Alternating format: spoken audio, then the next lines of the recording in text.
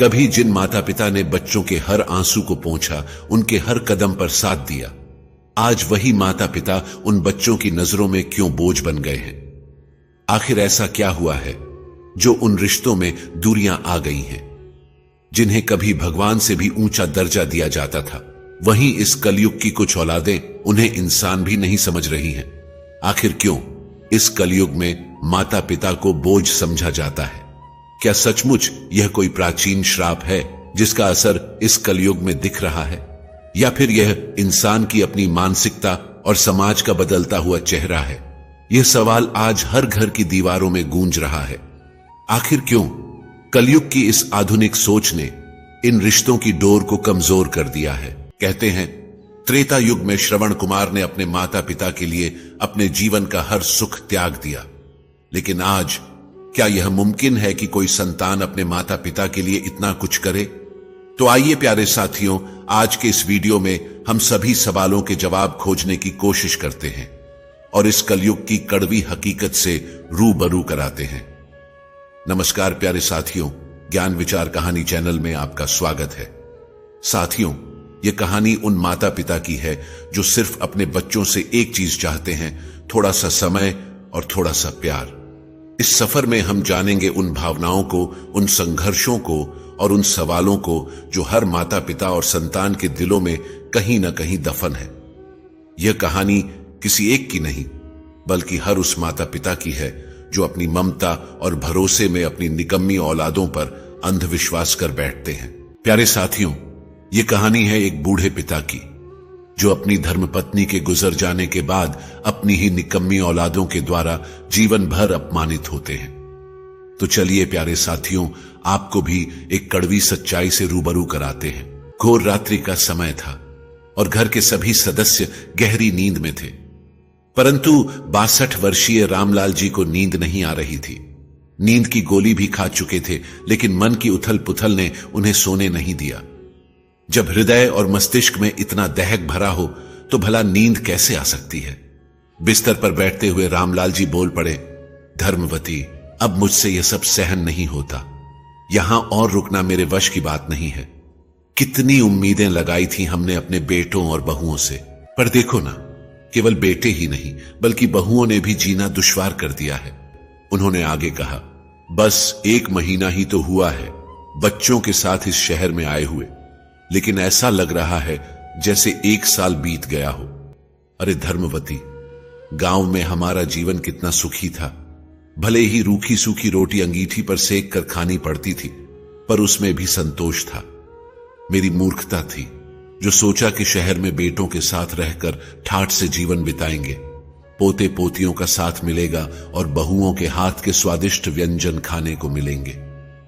पर यह जीभ की लालसा ही मुझे धोखा दे गई। यह कहते हुए रामलाल जी ने अपना माथा पकड़ लिया और आंसू पोंछते हुए बोले, धर्मवती, जाने से पहले मेरे मन में एक बार यह विचार आया था कि दोनों बहुएं तेज और बदमिजाज हैं। यदि उन्होंने कुछ उल्टा सीधा कहा तो मैं कैसे सहन कर पाऊंगा? पर क्षणिक सुख की लालसा के आगे मैंने अपना आत्मसम्मान खो दिया। बेटों के कहने पर ही खुशी खुशी यहां चला आया, इस बुढ़ापे में नरक जैसी जिंदगी जीने के लिए। थोड़ी देर रुककर खांसी से लड़ते हुए उन्होंने कहा, लेकिन अब बहुत सोचने के बाद मैंने फैसला कर लिया है। अब मैं किसी की बात नहीं सुनने वाला और तुम भी मुझे यहां रुकने के लिए मत कहना। रामलाल जी अपनी दिवंगत पत्नी धर्मवती की तस्वीर को देखते हुए यह सब बोल रहे थे। उनके हृदय का दुख, जिसे वह अब तक भीतर दबाए हुए थे, आज आंसुओं के साथ बह निकला।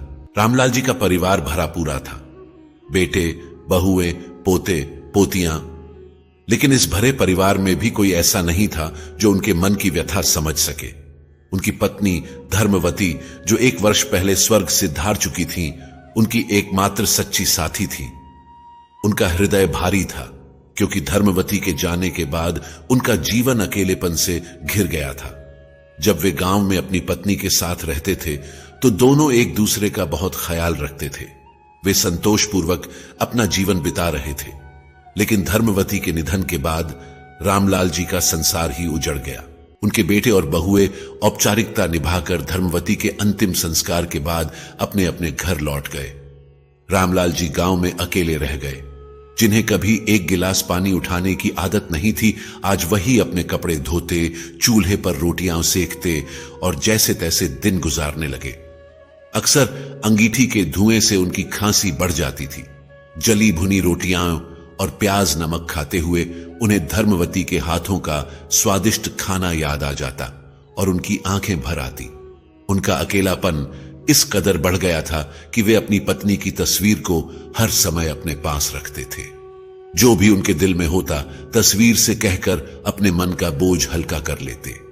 गांव के कुछ लोग उनका मजाक उड़ाते, लेकिन जो उनके दर्द को समझते थे, वे जानते थे कि यह पागलपन नहीं, अकेलापन था। उनकी ऐसी हालत देखकर पड़ोसियों ने उनके बड़े बेटे को फोन किया और उनकी मानसिक स्थिति के बारे में बताया। बेटे और बहुएं जो अपने पिता को साथ रखने के लिए तैयार नहीं थे, समाज और लोकलाज के डर से उन्हें अपने साथ शहर ले आए। रामलाल जी भी स्वादिष्ट खाना खाने और परिवार के साथ सुखद समय बिताने की आशा लिए अपने बेटों के साथ खुशी खुशी शहर आ गए। रामलाल जी ने सोचा कि बड़े बेटे के साथ रहने से अच्छा समय बीतेगा, पोते पोतियों के साथ हंसी खुशी दिन कटेंगे। लेकिन जब वे बेटे के घर पहुंचे तो उनका उत्साह धीरे धीरे कम होने लगा। उन्होंने इधर उधर देखा। उम्मीद थी कि पोता पोती उनसे मिलने दौड़े चले आएंगे और खूब बातें करेंगे, लेकिन कुछ देर तक जब कोई नजर नहीं आया तो उन्होंने अपने बेटे से पूछा, बेटा, राहुल और अंजलि कहीं नजर नहीं आ रहे, क्या वे कॉलेज गए हैं? बड़े बेटे ने जवाब दिया, नहीं पिताजी, राहुल और अंजलि तो इस शहर में रहते ही नहीं हैं। हमने उनका दाखिला मुंबई की एक बड़ी यूनिवर्सिटी में करवा दिया है। अब वे वहीं रहकर पढ़ाई कर रहे हैं। महीने में कभी कभी मिलने आ जाते हैं।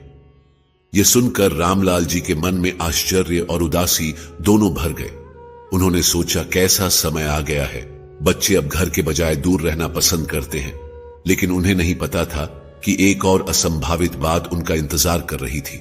कुछ घंटे वहां बिताने के बाद उन्हें यह भी पता चला कि उनकी समधिन यानी बहू की मां भी उनके बेटे के घर पर ही रहती है। समधिन यहां? रामलाल जी ने मन ही मन सोचा। अपने बेटे के घर में समधिन को देखकर वे थोड़े असहज महसूस करने लगे, लेकिन उन्होंने अपने मन को समझाते हुए वहां रहने का निश्चय कर लिया।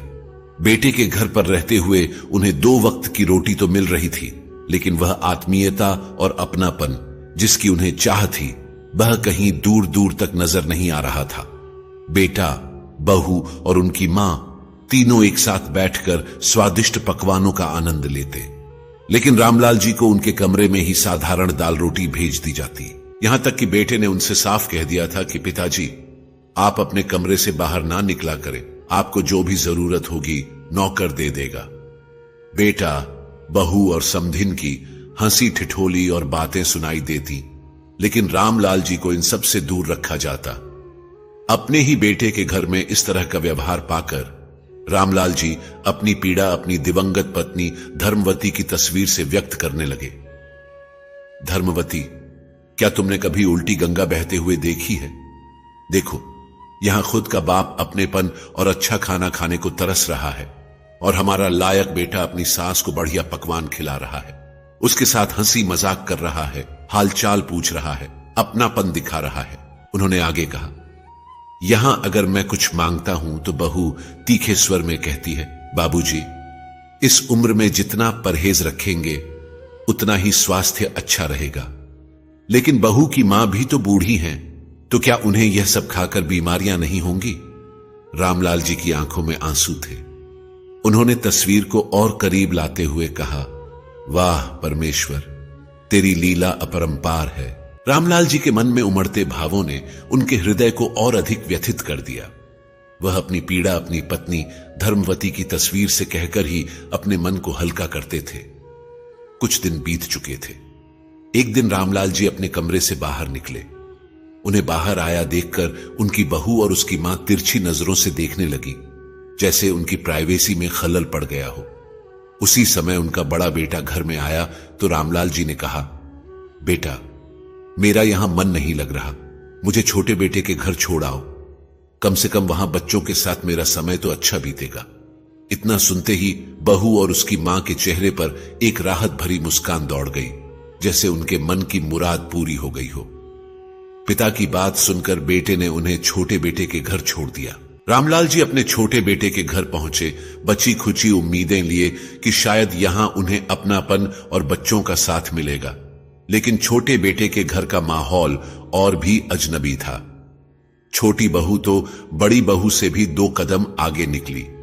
ससुर जी को अपने घर में देखते ही उसने तुरंत अपनी जेठानी को फोन मिलाया और गुस्से में कहा, भाभी, हमारे बीच तो 1-1 महीने का तय हुआ था ना, फिर अभी तो मुश्किल से 20 दिन हुए।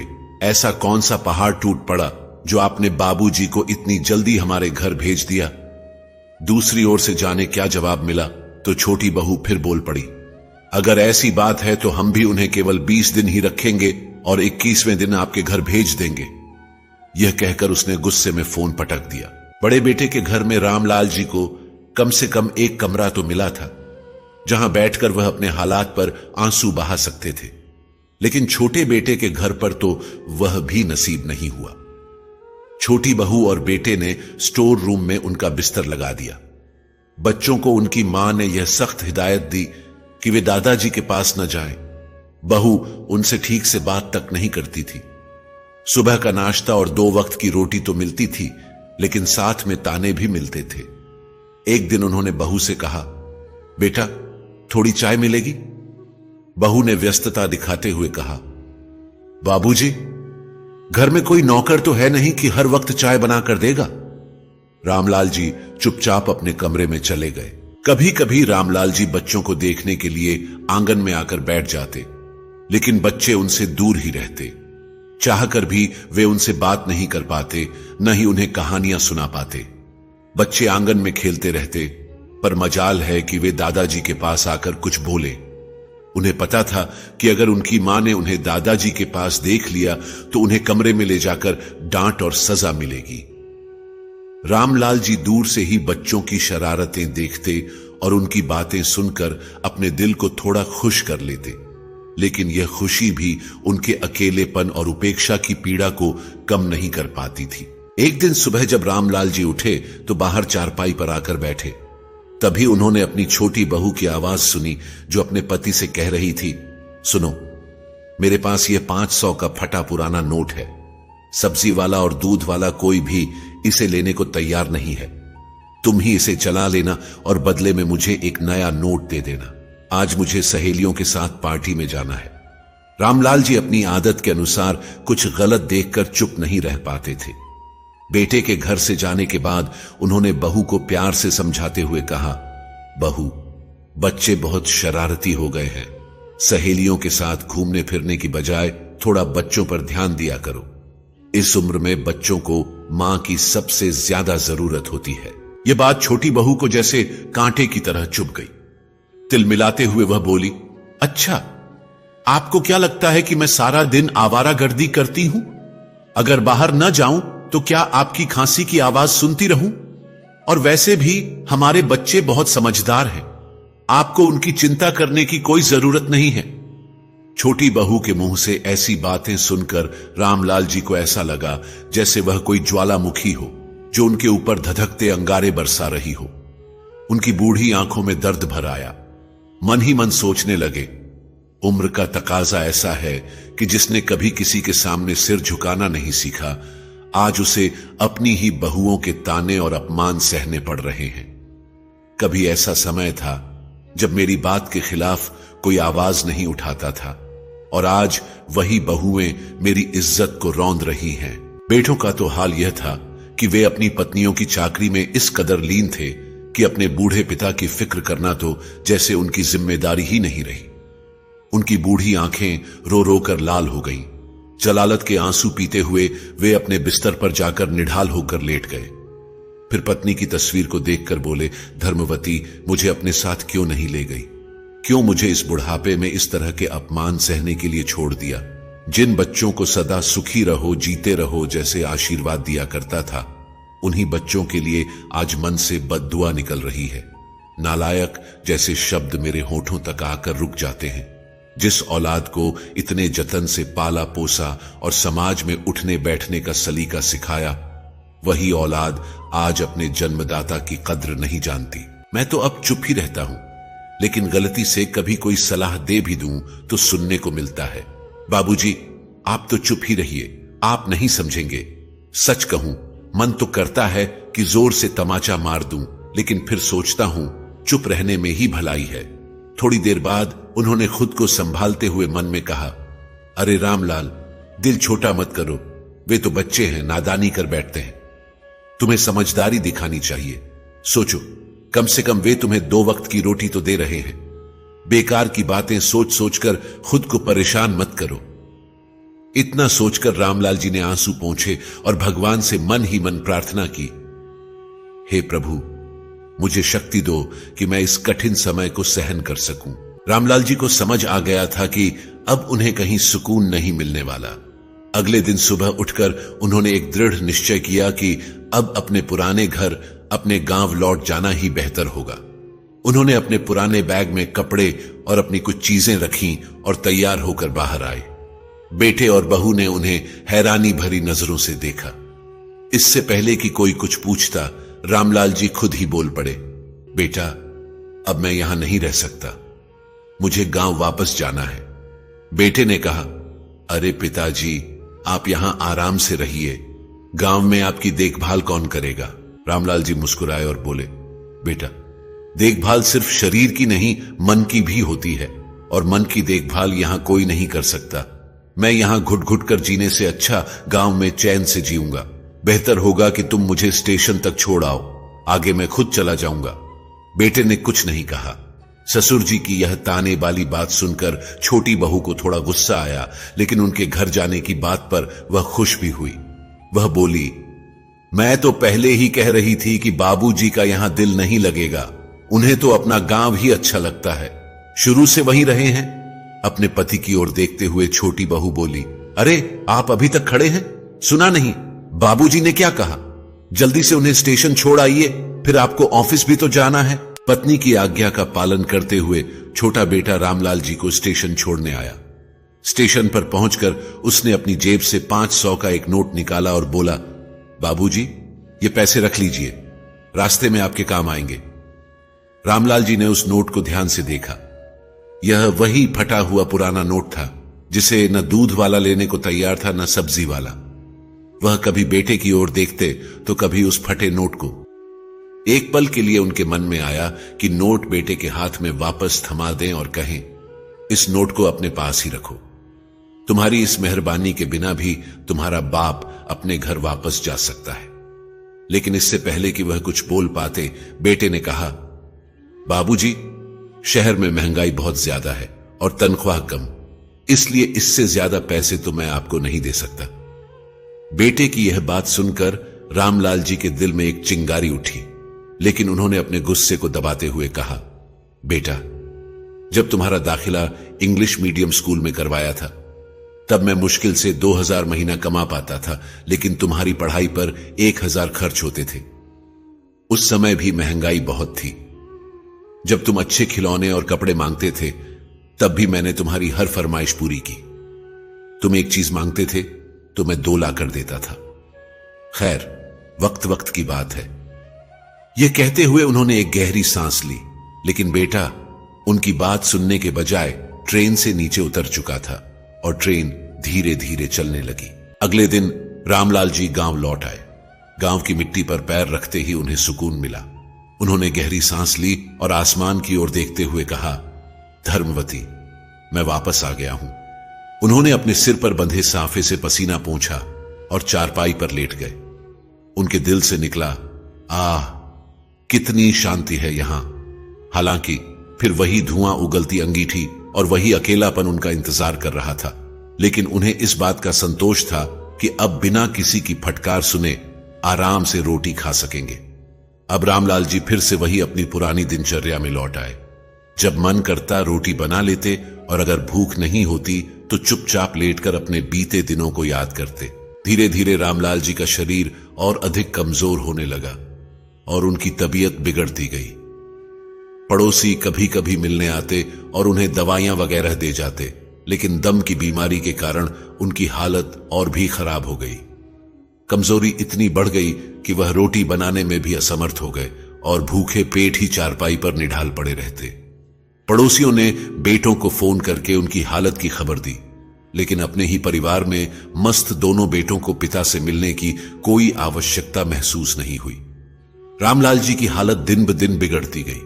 गांव के रिश्तेदार और पड़ोसियों ने भी उनकी सुध लेना छोड़ दी, क्योंकि बेटों ने तो जैसे ठान लिया था कि अब वे केवल अपने पिता के अंतिम दर्शन करने ही गांव आएंगे। फिर एक दिन रामलाल जी की हालत इतनी खराब हो गई कि वह बिस्तर से उठने और बोलने तक में असमर्थ हो गए। पड़ोसियों ने एक बार फिर बेटों को फोन किया और कहा, अगर आप अपने पिता से आखिरी बार मिलना चाहते हैं तो जल्द से जल्द गांव आ जाइए, उनकी हालत बेहद गंभीर है। यह खबर सुनकर दोनों बहुओं के मन में एक अजीब सी खुशी दौड़ गई। उन्होंने सोचा, चलो अब हमेशा के लिए इस रोज रोज के झंझट से छुटकारा मिल जाएगा। बहुएं अपने अपने पतियों के साथ बड़ी चहकती हुई गांव पहुंची। जैसे ही घर के अंदर आईं, दोनों ने अपने चेहरे पर अचानक गहरा संताप और शोक का भाव ओढ़ लिया। वे फूट फूट कर रोने लगीं और आंचल भिगोने का ऐसा ढोंग करने लगीं जैसे ससुर जी के जाने से उनकी दुनिया उजड़ गई हो। गांव के आस पड़ोस के लोग जानते थे कि ये वही बहुएं हैं जिन्होंने अपने ससुर को कभी इज्जत की 2 वक्त की रोटी भी नहीं खिलाई। 2 घंटे तक रोने का नाटक करने के बाद जब उन्हें भूख लगी तो बहुएं अपने साथ लाई हुई चीजों जैसे चिप्स, आइसक्रीम और सैंडविच का लुत्फ उठाने के लिए एक कमरे में चली गई। पेट भरने के बाद वे फिर बाहर आकर वहीं शोक का नाटक करने लगी। चारपाई पर लेटे रामलाल जी यह सब देख और समझ रहे थे। हालांकि वह बोलने या उठने में असमर्थ थे, लेकिन उनकी बूढ़ी आंखों ने सब कुछ देख लिया। वृद्धावस्था की पीड़ा को आज उन्होंने बहुत गहराई से महसूस किया। उनके मन में यह विचार बार बार आ रहा था, उम्र के आखिरी पड़ाव पर इंसान की स्थिति सड़क किनारे पड़े कंकड़ जैसी हो जाती है, जिसका कोई अस्तित्व नहीं होता। खून के रिश्ते भी पराये हो जाते हैं। बीमार पड़े रामलाल जी को देखने के लिए सुबह से ही पड़ोसी और रिश्तेदार आ जा रहे थे। जैसे ही कोई घर में आता, बेटों और बहुओं का चेहरा लटक जाता। बड़ा बेटा कहने लगा, क्या बताएं, बाबूजी का अंत समय है, ज्यादा दुख ना दें, वरना हमें भी कहां नौकरी से इतना समय मिल पाता है। फिर उसने कहा, मैं तो कहता हूं बाबूजी को जमीन पर लिटा दिया जाए, कौन जाने कब बुलावा आ जाए। यह सुनते ही छोटे बेटे ने भी हामी भर दी और दोनों बहुएं दहाड़ मार मार कर रोने लगी, जैसे उनके ससुर सचमुच भगवान को प्यारे हो गए हों। रामलाल जी बड़े इत्मीनान से यह सब नाटक देख रहे थे। जब उन्हें जमीन पर लिटाया गया तो देखते ही देखते पूरा गांव इकट्ठा हो गया। गांव के लोग जो रामलाल जी के जीवन के संघर्षों को जानते थे, उनके प्रति सहानुभूति और उनकी संतानों के व्यवहार से घृणा से भरे हुए थे। बड़ी बहू दिखावे के लिए रामलाल जी की टांगे दबा रही थी, मानो सारा सम्मान लूटना चाहती हो। इसे देखकर छोटी बहू भी वाहवाही पाने के लिए गीता पाठ करने बैठ गई। पिता के लिए दोनों बेटों ने कफन का कपड़ा और चिता की लकड़ी भी मंगवा ली। तो आस पड़ोस के लोग जो सुबह से उनके घर आ जा रहे थे, अपने अपने घर लौट गए। जैसे ही घर में केवल परिवार के लोग बचे, बेटों और बहुओं का असली चेहरा सामने आ गया। छोटी बहू ने बड़ी बहू से कहा, भाभी, आपको क्या लगता है बाबूजी को मुक्ति कब मिलेगी?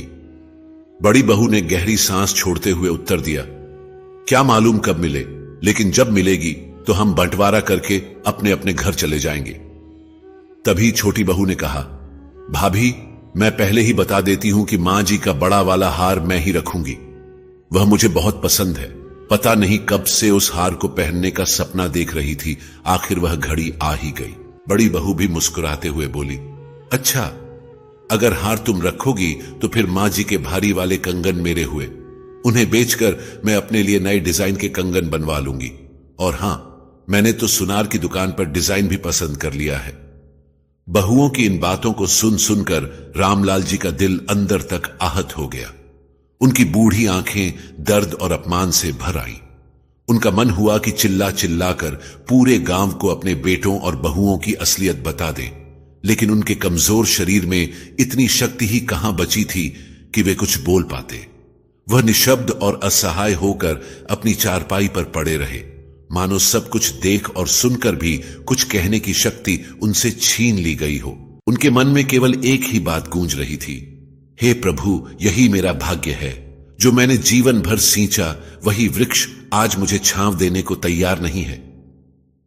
पिता के पास बैठे बेटे और बहुएं आपस में बातचीत करने लगे। बड़ा बेटा छोटे से बोला, भाई बहुत समय हो गया, हमारे घर में कोई बड़ा आयोजन नहीं हुआ, लेकिन बाबूजी की 13वीं पर हम ऐसा आयोजन करेंगे कि पूरे गांव को दिखा देंगे कि हम भी किसी से कम नहीं हैं। छोटा बेटा भी उत्साहित होकर बोला, हां, बाबूजी की 13वीं पर खाने पीने की एक से एक चीज रखनी चाहिए। इतने पकवान बनवाएंगे कि लोग खाते खाते थक जाएं। पूड़ी भाजी, छोले भटूरे, पनीर की सब्जी और मीठे में मूंग दाल का हलवा, गुलाब जामुन और रसमलाई भी। और हां, रसमलाई तो बाबूजी को भी बहुत पसंद थी। खाने की इन स्वादिष्ट चीजों का नाम सुनते ही रामलाल जी के मन में हलचल होने लगी। उनके मुंह में पानी आ गया। मन ही मन उन्होंने सोचा, काश इन लोगों ने मेरी 13वीं मेरे जीते जी ही कर दी होती। मैं भी इन पकवानों का स्वाद ले पाता, मेरे मन को भी एक गहरी संतुष्टि मिल जाती। उनके दिल में विचार आया, इन पकवानों के स्वाद के लिए न जाने कब से तरस रहा हूं। अगर जीते जी यह स्वाद मिल जाता तो मेरा हृदय भी संतुष्ट हो जाता। स्वादिष्ट पकवानों की कल्पना में डूबते ही रामलाल जी के मुंह से एकाएक लार बहने लगी। यह देखकर छोटी बहू खुशी से चहक उठी और बोली, अरे देखिए तो, अब तो बाबूजी के मुंह से लार भी बहने लगी है। बड़े बुजुर्ग कहते हैं कि जब मृत्यु शैया पर पड़े किसी इंसान की लार निकलने लगे तो समझो कि उनका अंतिम समय निकट आ गया है। रामलाल जी सब कुछ सुन और देख रहे थे। उनके दिल में एक दर्द भरी मुस्कान उभरी। वह सोचने लगे, यह कैसी विडंबना है कि मेरी उपेक्षा करने वाले लोग अब मेरे जाने के बाद मेरी खातिर आयोजन की योजना बना रहे हैं। अब तो रामलाल जी की मृत्यु का इंतजार बड़े बेसब्री से किया जाने लगा। लेकिन 3 दिन बीत गए और रामलाल जी ने प्राण त्यागने का नाम नहीं लिया। दोनों बेटे आपस में सोचने लगे, आखिर बाबूजी की आत्मा किससे मिलने की प्रतीक्षा कर रही है? हम सब तो यही हैं, फिर ऐसा क्या अधूरा है जो उनकी जान नहीं निकल रही? तभी गांव के एक बड़े बुजुर्ग, जिन्हें पूरा गांव आदर से मानता था, रामलाल जी का हाल जानने उनके घर आए। बेटे उनसे बोले, चाचा, समझ नहीं आ रहा कि बाबूजी की आत्मा कहां अटकी है। बुजुर्ग ने शांत स्वर में कहा, बेटा, कभी कभी किसी अधूरी ख्वाहिश के कारण भी आत्मा मुक्त नहीं हो पाती। तुम ऐसा करो, अपने पिता की पसंद का खाना बनवाकर उन्हें खिलाओ। हो सकता है कि खाने की कोई इच्छा अधूरी रह गई हो। यह सुनते ही बहुओं ने फटाफट रसोई में जाकर देसी घी में सूजी का हलवा बना दिया। जैसे ही हलवा तैयार हुआ और उसकी खुशबू घर में फैली, रामलाल जी का चेहरा खिल उठा। बड़े बेटे ने 1 चम्मच हलवा उनके मुंह में डाला और रामलाल जी ने बड़े आनंद से खाना शुरू कर दिया। दोनों बेटे और बहुएं उन्हें हलवा खाते देखकर हैरान थे। देखते ही देखते रामलाल जी ने पूरा कटोरा खाली कर दिया। लेकिन बहुओं की सहनशीलता अब खत्म होने लगी। छोटी बहू ने चिढ़ते हुए कहा, मैं तो अब अपना सामान पैक कर रही हूं, हम लोग और यहां नहीं रुक सकते। हमें किसी की मृत्यु के इंतजार में अपना समय बर्बाद नहीं करना। यह सुनकर बड़ी बहू गुस्से से बोली, हां हां, निठल्ले तो हम ही हैं ना। 20 दिन सेवा हमने की है, बाबूजी का ठेका हमने ही ले रखा है। तुमसे तो 1 हफ्ता भी नहीं संभाला गया। बस फिर क्या था। देवरानी और जेठानी के बीच जबरदस्त बहस छिड़ गई। बेटों ने भी लड़ाई में कूदकर आग में घी डाल दिया। घर में ऐसा तांडव मचा कि पूरा गांव तमाशा देखने इकट्ठा हो गया। कुछ बुजुर्गों ने आकर समझाया, कुछ तो शर्म करो, तुम्हारे बूढ़े पिता मृत्यु शैया पर पड़े हैं और तुम उनके सामने ही झगड़ रहे हो। यह समय ऐसी बातें करने का नहीं है। लेकिन बेटों और बहुओं को इन बातों की परवाह कहां थी। उन्होंने बिना किसी लाज शर्म के झगड़ा जारी रखा। उधर हलवा खाने से रामलाल जी के शरीर में थोड़ी जान आ गई। उनका शरीर हरकत करने लगा और वे हल्के हल्के बोलने की कोशिश करने लगे। यह देखकर बेटों और बहुओं के होश उड़ गए। वे परेशान होकर सोचने लगे, अब क्या करें। खैर, जैसे तैसे रात बीती और सुबह हुई। बड़े बेटे ने पिता को दूध के साथ 2 ब्रेड खिला दिए। चाय नाश्ता करके सबने घर लौटने की तैयारी शुरू कर दी। तभी गांव के बुजुर्ग व्यक्ति ने बेटों को समझाते हुए कहा, बेटा, तुम्हारे माता पिता के कारण ही आज तुम इस ऊंचे मुकाम पर पहुंचे हो। उनके बूढ़े होने पर उनकी सेवा करना तुम्हारा कर्तव्य है। उन्हें अपने साथ ही ले जाओ। यह सुनते ही छोटी बहू अपने पति को एक कोने में ले गई और तिरछे स्वर में बोली, सुन लो, बाबूजी को अपने साथ ले जाने की गलती मत करना। वह बिस्तर पर पड़े हैं और मुझसे उनकी सेवा नहीं होगी। पिछली बार की तरह अगर उन्हें साथ ले गए तो मुझसे बुरा कोई नहीं होगा। रामलाल जी चुपचाप यह सब देख और सुन रहे थे, मानो भगवान से अपने कष्टों का अंत करने की प्रार्थना कर रहे हों। बड़ी बहू ने धीरे से अपने पति के कान में कहा, कोई जरूरत नहीं है बिना मतलब आफत मोल लेने की। मुझसे नहीं होगी चारपाई पर पड़े तुम्हारे पिता की सेवा। जब बूढ़े पिता को अपने साथ ले जाने की बात आई तो दोनों बेटे आनाकानी करने लगे। यह देखकर रामलाल जी की बूढ़ी आंखें छलछला उठी। उन्होंने हाथ जोड़कर अपने बेटों और बहुओं से कहा, तुम लोग अपने अपने घर जाओ, मैं यहां कैसे रहूंगा यह मैं खुद देख लूंगा। पिता की इतनी बात सुनते ही सबने चुपचाप अपना सामान उठाया और वहां से निकल गए। आखिरकार 5 दिन से चल रहे नाटक का अंत हुआ। 2-3 दिन और बीते तो रामलाल जी की हालत में थोड़ा सुधार हुआ, लेकिन अब वह गंभीर सोच में डूबे रहते। वह बार बार अपनी दिवंगत पत्नी धर्मवती की तस्वीर से बात करते हुए कहते, यही है हमारी औलाद। अगर औलाद ऐसी होती है तो इंसान बे औलाद ही बेहतर है। यही वे बेटे थे जिनकी ख्वाहिशें पूरी करने में मैंने कभी कमी नहीं छोड़ी। उनके लिए वर्षों की तपस्या में खुद को झोंक दिया, लेकिन मैंने कभी उन्हें मेरी कठिनाइयों का आभास भी नहीं होने दिया। रामलाल जी के मन में वे कड़वे पल बार बार आते। आज यही बेटे मेरे जीते जी कफन और चिता मंगवाकर मेरे मरने का इंतजार कर रहे थे, और जब उनकी उम्मीदें अधूरी रह गई तो मुझे अनाथ कर चले गए। उनकी उपेक्षा ने वृद्धावस्था के हर कदम पर मेरे स्वाभिमान को आहत किया। अब मैं जीते जी खुद को मृत महसूस कर रहा हूं। आत्ममंथन करते करते उन्होंने एक बड़ा निर्णय लिया। उन्होंने गांव के सरपंच को बुलाया और अपना फैसला सुनाया। उनकी बात सुनकर सरपंच जी चौंक गए। उन्होंने कहा, रामलाल, ऐसा फैसला लेने से पहले एक बार और सोच लो। रामलाल जी ने शांत स्वर में उत्तर दिया, बहुत सोच विचार कर और दिल पर पत्थर रखकर ही यह फैसला लिया है। मेरी अपनी औलाद की उपेक्षा ने मुझे अंदर से इस कदर तोड़ दिया है कि अब मेरे पास और कोई रास्ता नहीं बचा। सरपंच जी ने बुझे मन से कहा, ठीक है, जैसी तुम्हारी मर्जी। रामलाल जी ने अगले 2 दिनों में अपने फैसले को व्यवहारिक रूप दिया और भरी आंखों से एक वृद्धाश्रम में रहने चले गए। 6 महीने बीत गए। एक दिन गांव के सरपंच ने दोनों बेटों को फोन किया और सूचना दी कि उनके पिता का देहांत हो गया है। यह सुनकर दोनों बेटे और बहुएं बंटवारे की पूरी तैयारी के साथ गांव पहुंचे। पिता के शरीर को मुखाग्नि देते समय आंसू बहाते हुए बेटों ने शोक का ढोंग किया, लेकिन जैसे ही घर लौटे और पड़ोसियों व रिश्तेदारों के जाने का इंतजार किया, वे फौरन पिता के कमरे की ओर बढ़े। दरवाजा खोलते हुए उनके चेहरे पर कुटिल मुस्कान थी। दोनों बेटों की आंखों में नोटों के बंडल नाच रहे थे, जबकि बहुएं अपनी सासू मां धर्मवती के सोने के गहनों पर नजर डालने के लिए बेताब थीं। उस क्षण घर की दीवारें भी जैसे उनके स्वार्थ की गवाही दे रही थीं। बड़े बेटे ने अपने पिता की अलमारी खोली और उसमें से वे 2 संदूक निकाले, जिनमें उनकी मां के गहने और घर व खेतों के कागजात होने की उम्मीद थी। संदूकों पर ताले लगे थे, लेकिन थोड़ी खोजबीन के बाद चाबियां भी मिल गईं। बड़ी खुशी से बड़ी बहू ने पहला संदूक खोला, लेकिन उसे देखते ही सबके चेहरे पर निराशा के भाव छा गए। अरे, यह क्या?